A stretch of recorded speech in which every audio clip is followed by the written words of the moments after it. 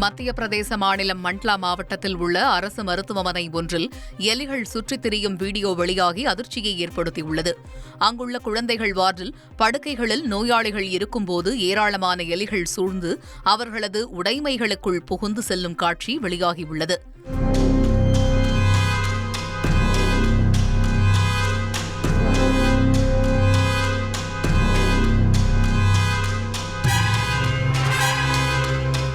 மருத்துவமனையில் தொடர்ந்து பூச்சிக்கொல்லிகள் தெளிக்கப்பட்டு வருவதாக தெரிவித்துள்ள மருத்துவமனை நிர்வாகம், அதையும் மீறி இதுபோன்று நடந்துள்ளதாகவும் இதை தடுக்க நடவடிக்கை தீவிரப்படுத்தியுள்ளதாகவும் விளக்கமளித்துள்ளது. அதே நேரத்தில் இதுகுறித்து விசாரணை நடத்த மண்ட்லா மாவட்ட ஆட்சியர் திலீப் குமார் யாதவ் உத்தரவிட்டுள்ளார். மகளிர் தின மாரத்தான் போட்டியில் 8 மாத கைக்குழந்தையுடன் 10 கிலோமீட்டர் தூரத்தை கடந்து இளம்பெண் விழிப்புணர்வு ஏற்படுத்தினார். விருதுநகர் மாவட்ட அரசு மருத்துவக் கல்லூரியில் சர்வதேச மகளிர் தினத்தை முன்னிட்டு அம்மாவும் சார் என்னோட ரெசிக்னேஷன் எதுக்கு? நானே ஜாப்ஸ் உருவாக்கி பாஸ் ஆகலாம்னு இருக்கேன். எப்படி? பாஸ் வாலா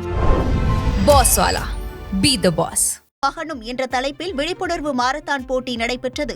இதில் 11 மாவட்டங்களை சேர்ந்த 700க்கும் மேற்பட்டோர் கலந்து கொண்டனர்.